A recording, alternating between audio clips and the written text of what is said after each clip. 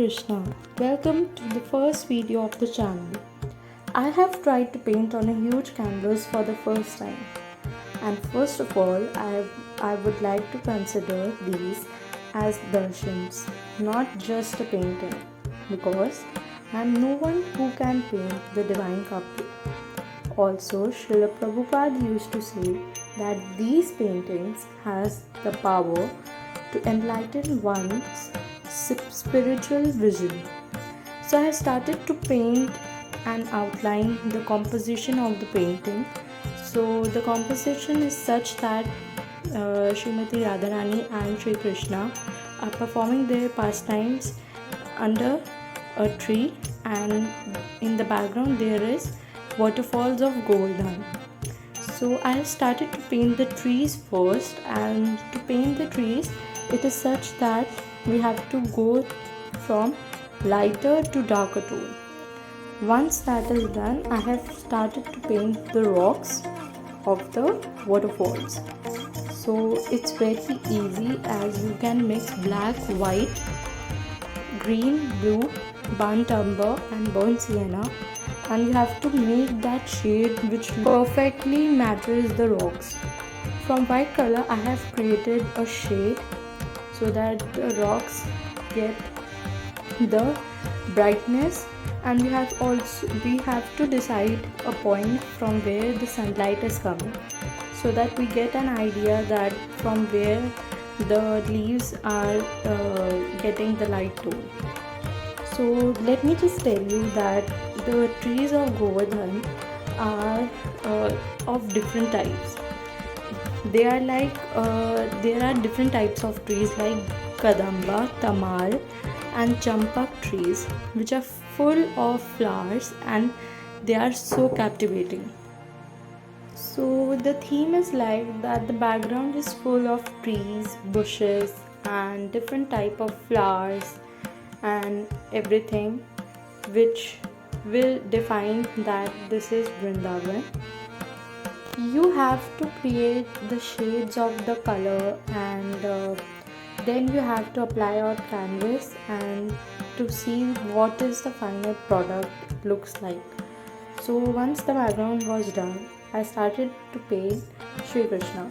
Shri Krishna's complexion is like Neelmani, or the blue sapphire touchstone, and his face is just like a moon. His eyebrows are like bow, and arrows are his eyelashes.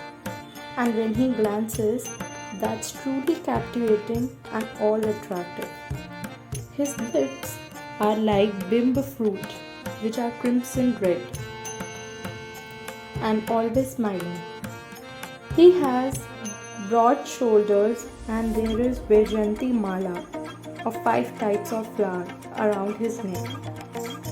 So I am just working on Krishna's face because I just want to take out the perfect expression of the painting, because there is a mood, there is a feeling in this painting that Shri Krishna is looking to Srimati Radharani.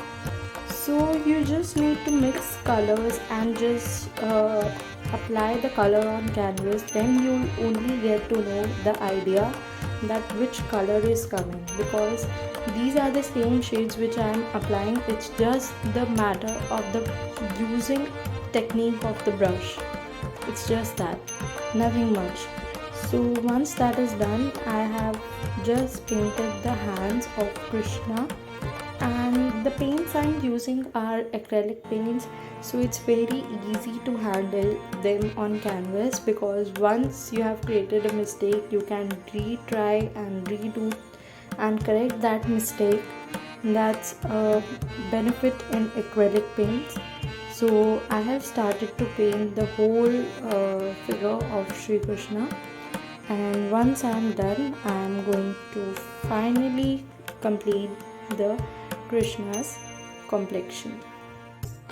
So for the complexion, I have mixed Prussian blue, crimson red and white in such a way to create that shade, and you have to see the ratios to mix and to create such complexion color. So once that was done, I just painted the base coat of the flute, and then I finally started to paint the big long curly hairs of Shri Krishna. And once that was done, I have to start to paint the turban which is on his head.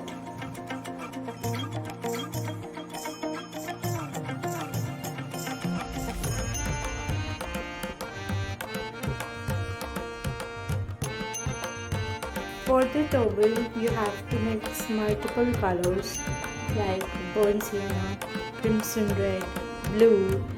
You have to create a shade of turquoise, and then you have to mix and match to create that design on the cloth.